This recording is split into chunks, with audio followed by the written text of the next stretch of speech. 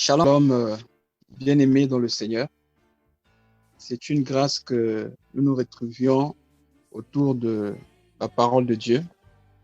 Il est écrit qu'il est doux et agréable pour les frères de demeurer ensemble. C'est là que l'Éternel déverse sa bénédiction en abondance. Alors rapidement, nous allons ouvrir nos Bibles dans l'épître aux Philippiens. Nous allons lire dans Philippiens chapitre 4, du verset 10 au verset 13. Philippiens chapitre 4, du verset 10 au verset 13. Je lis la parole. J'ai éprouvé une grande joie dans le Seigneur de ce que vous avez pu enfin renouveler l'expression de vos sentiments pour moi. Vous y pensiez bien, mais l'occasion vous manquait. Ce n'est pas en vue de mes besoins que je dis cela, car j'ai appris à être content de l'état où je me trouve. Je sais vivre dans l'humiliation et je sais vivre dans l'abondance. En tout et pour tout et partout, j'ai appris à être rassasié et à avoir faim, à être dans l'abondance et à être dans la disette. Je puis tout par celui qui me fortifie. Amen. Bien-aimés, la fois passée, nous avions commencé ce thème qui concerne l'école du contentement. Aujourd'hui, c'est déjà le deuxième jour. Nous allons donc progresser dans cette même perspective. Nous allons parler aujourd'hui toujours du contentement, c'est-à-dire l'école du contentement. Et aujourd'hui, nous allons plus nous focaliser sur l'impact ou la conséquence du manque de contentement. Ici, nous sommes en face des écrits de l'apôtre Paul qui dit « Je puis tout par celui qui me fortifie ». Il peut tout en quoi? Il dit « Je sais vivre » ou plutôt « J'ai appris à vivre, à être content dans l'état où je me trouve ». Il dit « Je sais vivre dans la disette, je sais vivre dans l'abondance ». L'apôtre Paul voulait expliquer ici que sa joie ne dépendait pas des circonstances qui croisaient. Voilà pourquoi le Seigneur Jésus, avant de quitter la terre, bien qu'il soit avec nous en esprit, il dit « Je vous laisse ma paix et je vous donne ma joie ». La paix du Seigneur ne dépend ni des temps ni des circonstances. Et la joie du Seigneur ne dépend pas des temps et des circonstances. C'est pourquoi dans Philippiens, toujours chapitre 4, un peu en avant, non, un peu au début, il dit « Ne vous inquiétez de rien, mais en toute chose, faites connaître vos besoins à Dieu par la prière. » Et il dit « La paix de Dieu, qui surpasse toute intelligence, gardera vos cœurs et vos pensées en Christ. » Donc, bien aimé, c'est très important de conserver la paix et la joie de Dieu. Et parmi les trois fondements du royaume des cieux que l'apôtre Paul a cité dans Romains chapitre 14, verset 17, il dit le royaume des cieux n'est pas le manger, le boire, c'est la justice, la paix et la joie par le Saint-Esprit. Donc, voilà les trois choses que nous devons toujours posséder, nous devons toujours garder en nous et ne pas permettre que ces choses puissent s'éloigner de nous. Voilà pourquoi, si notre chrétienté est liée aux choses que nous croisons sur la terre, au temps et aux circonstances, bien aimés, nous allons vivre une vie chrétienne instable. Nous serons un peu comme les enfants d'Israël qui sont sortis de l'Égypte et qui sont morts dans le désert. Parce que dans le désert, c'était tout le temps des murmures.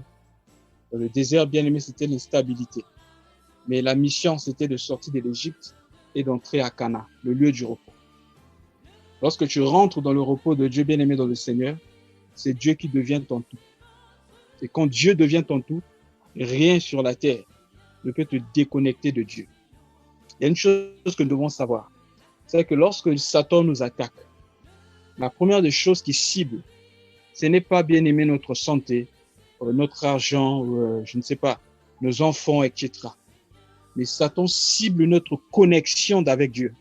Parce que lui, il avait perdu, bien aimé, la connexion avec Dieu. Il avait été précipité loin de l'Éden, loin de la présence de Dieu. Alors, lorsque Satan voit que l'homme est ramené à Dieu, l'homme peut se reconnecter à Dieu. Il fait de tout son possible pour nous déconnecter de Dieu. Donc, le diable ne vise pas nos biens, il ne vise même pas notre santé, mais il vise notre connexion avec Dieu. Ce que le diable combat le plus dans notre vie, dans la vie des véritables chrétiens, frères et sœurs, c'est l'adoration. Souvenez-vous, rappelez-vous de Job. Qu'est-ce que Dieu dit à Job? Plutôt, Dieu dit à Satan, as-tu remarqué mon serviteur Job? Il dit en effet, sur la terre, il n'y a personne comme lui. Il me craint. Il est intègre.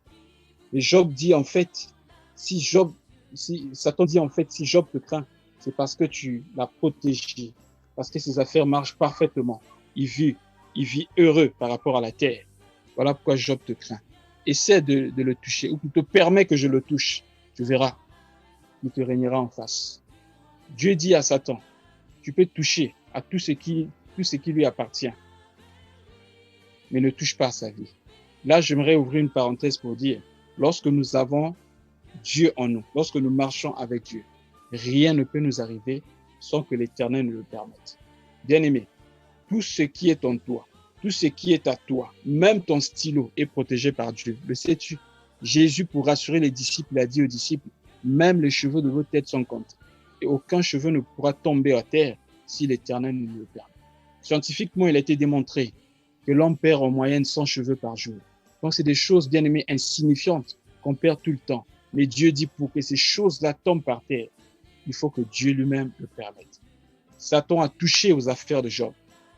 Il a touché même à ses enfants. Il a tué tous ses enfants en un jour. Il a détruit, bien aimé, son business. Mais j'aime Job, bien aimé. Dans Job chapitre 1, verset 19 à 20, il dit, l'Éternel a donné, l'Éternel a retiré. Que son nom soit béni. La Bible dit en tout cela, Job ne pécha point avec sa bouche et n'imputa rien d'injuste à Dieu. Oh, bien-aimé, Job était un adorateur. C'est un homme dont l'adoration ou la louange ou le culte ne dépendait pas de sa vie terrestre. Le culte ne dépendait pas du fait qu'il ait ou qu'il n'ait pas quelque chose. Mais c'était simplement une connexion d'amour avec Dieu. Et l'apôtre Paul, comprenant cela, dans 1 Corinthiens chapitre 15, le verset 19, il dit, si c'est pour de cette vie seulement que nous croyons en Christ, nous sommes les plus malheureux de tous les hommes. Malheureusement, l'évangile dit de la prospérité. C'est un évangile qui ne prêche que les choses de la terre. Viens à Jésus, tu auras le mariage, tu auras la santé, tu auras la stabilité, la sécurité, tu auras, je ne sais pas, de l'argent, des milliards, des voitures, des habits, etc. C'est vrai, on a besoin de toutes ces choses, mais ces choses ne devaient pas être primordiales. Et en premier, c'est d'abord le royaume. Parce que lorsque nous quittons la terre, nous laissons toutes ces choses. Nous devons nous attacher à ce qui est éternel.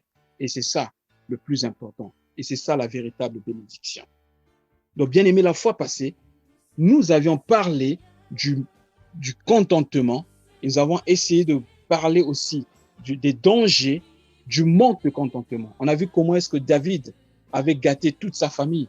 Parce que David n'avait pas voulu se contenter de ce que Dieu lui avait donné. Nous allons voir aujourd'hui d'autres personnages de la Bible et comment est-ce que, bien aimé, le manque de contentement peut détruire non seulement une vie et conduire, bien aimé, à la destruction même d'une famille à cause du manque de contentement d'une seule personne. Nous allons commencer par, la fois passée, on a parlé de Ève, d'Adam et Ève. Aujourd'hui, nous allons parler d'abord des ramassis et si Dieu le veut, nous allons toucher aussi le péché d'Acan. Prenons rapidement Nombre chapitre 11. Nous allons prendre du verset 4 jusqu'au verset 6. Le ramassis de gens qui se trouvaient au milieu d'Israël fut saisi de convoitise. Si c'est ta Bible, tu peux souligner saisi de convoitise. Et même les enfants d'Israël recommencèrent à pleurer et dire, qui nous donnera de la viande à manger? Nous nous souvenons des poissons que nous mangions en Égypte et qui ne nous coûtaient rien. Des concombres, des melons, des poireaux, des oignons et des aules. Maintenant, notre âme est desséchée, plus rien. plus rien. Nos yeux ne voient que de la manne. Oh, bien-aimés dans le Seigneur, qu'est-ce que nous constatons ici? On dit que c'était le ramassis des gens qui se trouvaient au milieu d'Israël. Ce n'était pas Israël, ce n'était pas le peuple d'Israël, mais c'était un peuple qui était sorti avec les Israélites. Donc je suppose, c'est ce peuple qui avait expérimenté le miracle de Dieu lorsque Dieu avait frappé les premiers-nés en Égypte. Et certainement, ces gens se trouvaient dans les maisons où on avait mangé l'agneau. Donc ces gens, c'est l'image des gens qui se trouvent aujourd'hui dans les églises, mais qui ne font pas partie de la vraie église. Des gens qui servent au milieu de l'église. Des gens qui peuvent même donner à l'église, soutenir le ministère, qui font beaucoup de choses dans l'église physique, mais qui ne sont pas connus, qui ne font pas partie de la véritable église de Jésus-Christ. Souvenez-vous de ce passage de Ésaïe chapitre 7, je pense que c'est le verset 4. La Bible dit, dans Ésaïe chapitre 4, je pense, verset 7 en tout cas, dans le livre d'Ésaïe, on dit 7 femmes saisiront un homme. 7 femmes saisiront un homme. Je crois que c'est Ésaïe chapitre 4, verset 1. Et ces femmes diront à cet homme, fais-nous porter seulement ton nom, mais nous allons nous soutenir. Nous allons prendre soin de nous-mêmes. Nous allons nous occuper de notre manger, de nos habits. Mais toi, fais-nous porter seulement ton nom. C'est l'image de l'église apostate aujourd'hui, qui porte le nom de Jésus-Christ, mais qui n'est pas connue par le Seigneur Jésus-Christ. C'est une église dans laquelle on peut voir même les miracles. On peut voir même la foule. Souvenez-vous de Matthieu chapitre 7, versets 21 à 23. Le Seigneur Jésus lui-même dit, dans son sermon sur la montagne, vers la fin, dans Matthieu 7, 21 à 23, il dit, ce n'est pas ceux qui me disent Seigneur, Seigneur. Ce ne sont pas ceux qui me disent Seigneur, Seigneur qui entreront dans le royaume. Mais celui qui fait la volonté de mon Père. Car plusieurs viendront ce jour-là et diront, n'avons-nous pas prêché en ton nom, guéri les malades, chassé les démons, prophétisé. Il y a des gens qui prophétisent, des choses qui arrivent, mais qui ne sont pas connus de Jésus-Christ. Et le Seigneur, j'ai dit, je leur dirai ouvertement, éloignez-vous de moi, car je ne vous ai jamais connu. Pas que je vous connaissais et que je ne vous connais plus, mais je ne vous ai jamais connu. Donc imaginez quelqu'un qui prêche au nom de Jésus, qui va faire le travail de l'évangélisation, qui prophétise, etc. À la fin que le Seigneur lui dise, je ne t'ai jamais connu. Bien-aimés, faisons très attention que nous puissions nous retrouver dans cette position. Alors que l'apôtre Paul dit, examinez-vous vous-même. Examinez votre foi tous les jours pour savoir si vous êtes toujours dans la foi. Ou si vous marchez selon les règles, selon les normes, selon la base, selon la fondation posée par les apôtres. Car il est écrit que nous avons été édifiés sur le fondement posé par les apôtres et les prophètes. Il ne s'agit pas de prier, il ne s'agit pas simplement de croire, il ne s'agit pas simplement bien aimer de servir, mais il faut le faire selon la règle. Car l'apôtre Paul dit dans 1 Corinthiens chapitre 15 du verset 1 au verset 3, il dit, frère, je vous rappelle qu'il y a l'évangile que je vous ai annoncé, que vous avez reçu, dans lequel vous persévérez, par lequel vous êtes sauvés. Mais il dit, si du moins vous le retenez, tel que je vous l'ai annoncé, autrement, vous aurez cru en vain. Bien, on doit faire très attention. Examinons tout le temps notre vie, pas par rapport aux hommes, mais par rapport à la parole de Dieu et en regardant la marche des apôtres. Nous ne nous contentons pas, bien aimés, de ce que les hommes nous disent. Nous ne disons pas Amen n'importe comment. C'est devenu monnaie courante. Mais dites Amen. Dites Amen 5 fois. Amen, Amen, Amen. Je veux dire, Amen signifie que cela soit ainsi. Donc, si cela n'est pas de Dieu, si cela n'est pas biblique, je ne dirai pas Amen. Donc, tu ne dois pas dire Amen n'importe comment. On dit ici dans Nombres chapitre 11, le ramassis des gens qui se trouvaient au milieu d'Israël fut saisi de convoitise. Donc, ces gens n'étaient pas Israël, mais ces gens marchaient avec les Israélites. Ces gens furent saisis de convoitise et même les enfants d'Israël recommencèrent à pleurer et dire, les enfants d'Israël pleuraient un moment.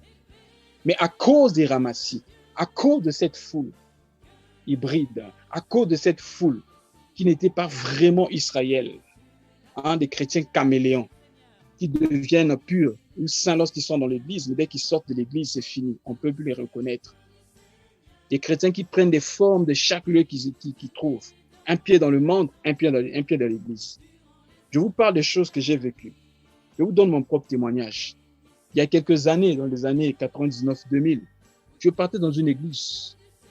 Le samedi, j'étais en boîte. Je dansais en boîte le samedi et les dimanches, j'étais à l'église. Vous voyez un frère là-bas, je l'ai fait. Attention aux frères qui dansent beaucoup là. Je ne dis pas de commencer à les suspecter, mais bien aimé, j'étais ce frère-là qui dansait fort le matin à l'église. Mais ce n'était pas poussé par le Saint-Esprit. C'était poussé par la bière que j'avais pris la veille. Et pour moi, l'église, c'était juste quelque chose d'habituel. Hein? C'était l'habitude. Hein? Je me disais, bon, allons quand même à l'église le matin pour ne pas être comme ceux qui ne sont pas de Dieu totalement. Nous sommes quand même 50% de Dieu, 50% du monde. Bien aimé dans le Seigneur. Le livre d'Apocalypse dit dans Apocalypse chapitre 3, du verset 15 jusqu'au verset 20 là-bas, qu'il faut que tu sois chaud ou froid. Si tu es tiède, Dieu te vomira de sa bouche. Tu ne dois pas avoir un pied dans le monde et un pied dans l'église. Tu ne dois pas suivre le Seigneur et suivre tes propres voies. Soit tu es totalement dans le monde, soit tu es en Dieu. C'était ça ma vie. Un pied dans le monde, marchant un peu dans le péché, dans la corruption, dans la désobéissance, dans le péché. Et bon, je reviens quand même en Dieu, marchant quand même en Dieu. Et je me dis, le Seigneur serait quand même apaisé. Non, bien-aimé, ce Dieu que nous servons, le Père de toutes les familles du monde, le Dieu créateur, celui qui a ramené Jésus-Christ à la vie, il n'est pas un homme pour mentir, ni le Fils de l'homme pour se repentir. Il aime le 100%. Si tu es 100%, c'est bon. Si tu es 99% chrétien, tu seras rejeté. Donc, il faut être honnête. C'est vrai que nous sommes des hommes. Nous sommes faibles, bien-aimés. Cette chair est faible. Et ce que Dieu veut de nous, c'est l'honnêteté. On doit être honnête et sincère envers lui. De ne pas avoir, bien-aimé, des masques. Hein, de ne pas avoir double vie. C'est pour cette raison que Jésus a dit, les prostituées et les voleurs vous dévanceront dans le royaume. Pourquoi? Les prostituées savent déjà qu'ils sont dans le péché. Ils ne cachent rien. Mais malheur à celui qui se dit être de Dieu, mais qui mène une double vie, qui fait semblant devant les hommes lorsqu'il se trouve dans les lieux secrets. Bien-aimé, il marche contrairement à ce que Dieu veut. Donc les ramassis, c'était ce peuple-là qui marchait avec Israël. Et finalement, comme ces ramassis étaient saisis de convoitises, ça veut dire, et même les enfants d'Israël recommencèrent à pleurer. Donc, ils pleuraient avant. Ils avaient cessé de pleurer. Mais à cause de la présence des ramassis, ils ont recommencé à pleurer. La Bible dit, faites attention. Les mauvaises compagnies auront les bonnes mœurs. Fais attention avec qui tu marches.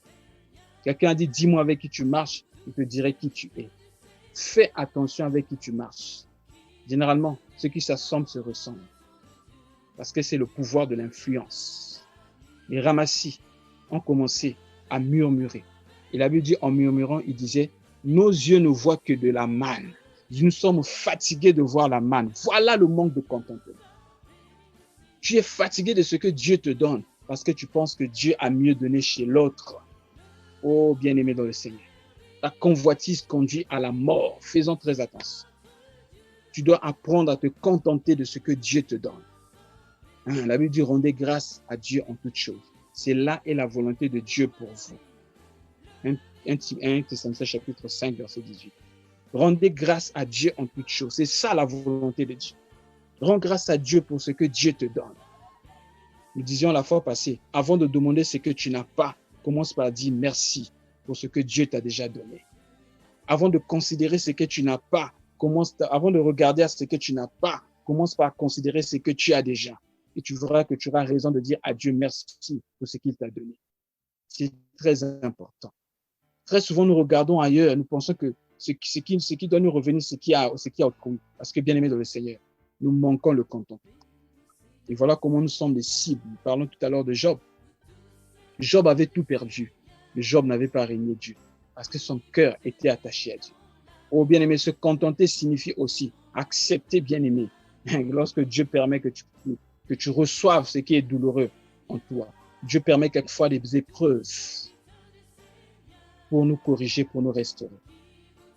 C'est ça, bien-aimé, se contenter. Contente-toi de ce que Dieu t'a donné. Ne regarde pas autrui, parce que tu n'es pas comme autrui. Les ramassis, la Bible dit, les ramassis de ces gens disent, nos yeux ne voient que la manne. Oh, mes yeux ne voient que la manne. moi, je vais quand même manger autre chose. Pourquoi, Seigneur, tu ne m'as donné que ceci? Moi, je vais quand même expérimenter autre chose. Voilà comment bien aimer les impudiques changent de femme. Non, je vais quand même goûter. Bien aimé, faisons très attention. Nos yeux ne voient que la manne. Nos yeux ne voient que de la manne. Qui nous donnera, regardez, qui nous donnera, la Bible dit, il dit, nous nous souvenons des poissons que nous mangeons en Égypte, qui nous coûtaient rien, des concombres et des melons, des poireaux, etc. Qui nous donnera ces choses? Hein, c'est l'image des gens qui regrettent leur vie dans le péché. Ah, lorsque j'étais encore païen, j'étais bien, je gagnais ma vie bien, etc. Dans la corruption, j'étais stable, mais depuis que je prie, les problèmes ne font que s'augmenter. Oh, bien-aimé dans le Seigneur, faisons très attention à nos langages quelquefois. En Dieu, bien-aimé, c'est le bonheur extrême. En Dieu, c'est le bonheur extrême, et tout dépend de la disposition de notre cœur. Les ramassis de ces gens étaient frappés de convoitise parce qu'ils étaient fatigués de continuer à avoir la manne. Bien-aimé, Dieu ne nous donne que ce qui est bien pour nous et ce dont nous avons besoin. La Bible dit, l'Éternel vous comblera de tous vos besoins, pas de vos désirs. Il y a une différence entre un besoin et un désir. La Bible dit, Dieu vous comblera de tous vos besoins et non de tous vos désirs. Le désir est passager. Le désir vient et ça peut partir. Le désir bien-aimé n'est pas obligé, ce n'est pas quelque chose d'obligatoire. Mais le besoin, c'est ce sur quoi tu ne peux pas passer, tu ne peux pas t'en passer. Et Dieu te comblera de tous tes besoins. Quand tu es en Dieu, tu ne vas rien manquer. Je dis, tu ne manqueras de rien. Tout ce qui pousse les hommes bien-aimés au manque de contentement et à la convoitise, c'est parce qu'on veut être comme un tel. Souvenez-vous de ce qui s'est passé avec le peuple d'Israël au temps des juges. Samuel était le dernier juge. Mais le peuple d'Israël levait la voix. La Bible dit, le peuple leva la voix et dit à Samuel, nous voulons avoir un roi comme les autres nations. Vous êtes un peuple qui est à part. Pourquoi voulez-vous comparer aux autres nations? Toi, tu es un peuple à part. Pourquoi veux-tu te comparer à d'autres personnes? Souvent, on dit, Seigneur, je veux avoir telle chose comme un tel. Je veux que ceci m'arrive comme un tel. Faisons très attention. Nous voulons avoir un roi comme les autres nations. La Bible dit que ce jour-là, Samuel avait pleuré. Et même lorsque Samuel se présentait à Dieu, Dieu dit, en fait, ils veulent me rejeter. Ils m'ont rejeté, ils veulent qu'un homme domine sur eux. Mais la souffrance avait augmenté lorsque le roi Saül est monté comme roi. Bien-aimé dans le Seigneur, comptons sur le Seigneur. Tout ce que Dieu nous donne est bon. Tout ce que Dieu nous donne est bon. Et Dieu nous connaît plus que nous-mêmes. La Bible dit dans le livre de Jérémie, chapitre 29, je crois que c'est verset 11 à 12 ou 13, je connais les projets que j'ai formés sur mon peuple. Ce sont des projets de bonheur et non de malheur, afin que vous ayez de l'espérance. Dans Juge chapitre 7, nous voyons la même chose avec Akan. Dieu avait dit au peuple d'Israël, lorsque vous allez attaquer ces nations, vous entrerez dans cette nation. Lorsqu'ils sont entrés à Jéricho, il a dit à ces gens, vous ne prendrez rien de ce qui est à ce peuple. Vous ne prendrez rien. Et qu'est-ce qui s'est passé? Ils sont rentrés. Finalement, il y a un homme qu'on appelle Akan. Akan avait pris les térébintes et finalement, il avait gardé, disons, les térébintes et un certain nombre de choses. Il a gardé dans sa maison. Personne n'était là. Personne, en tout cas personne. Et finalement, Israël avait commencé à connaître des défaites. Quelquefois, les défaites que tu connais maintenant dans ta vie spirituelle, l'instabilité, le manque de concentration, la confusion que tu connais, peut-être c'est parce que tu as logé en toi des choses qui sont dévouées par interdit. Parce que lorsque tu gardes, bien aimé, en toi ce qui est dévoué par interdit, tu deviens comme cette chose. Je crois que c'est écrit dans le livre de Deutéronome chapitre 7, les derniers versets. On dit, lorsque vous gardez ce qui est interdit en vous, vous devenez comme ces choses.